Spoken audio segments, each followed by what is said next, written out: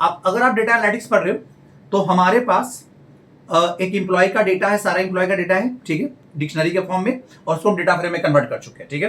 Question क्या दे रहा है, नॉर्मल क्वेश्चन पूछता है find the employee with the minimum age, ठीक है, ऐसा एम्प्लॉय का डेटा जिसका एज सबसे कम है। अब यहां पे जब डेटा हम देख रहे हैं तो सबसे कम एज वाला जो एम्प्लॉय है इसका एज 25 है। ये किसका है, ये कैसे निकलेगा?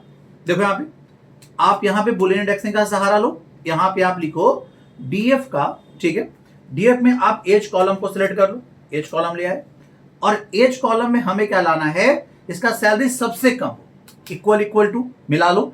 अब यहां पे डीएफ का एज का, ठीक है, डीएफ का आप क्या निकाल लो, एज का मीन निकाल लो। मीन कौन, जो सबसे मिनिमम वैल्यू देगा।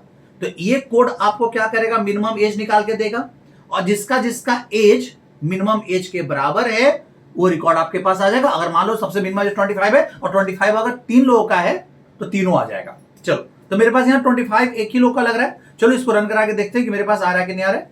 चलिए, अब यहां पे हम जब कोड कर रहे हैं, रन करा के देखो तो मेरे पास एक है ऐसा जिसका एज 24 भी था। सॉरी, हम लोग नहीं देख पाए थे, लेकिन यहां पे देखो, यहां पे आपके पास एज 24 भी है, जो 25 से भी कम है, उसी का डेटा मेरे पास आया।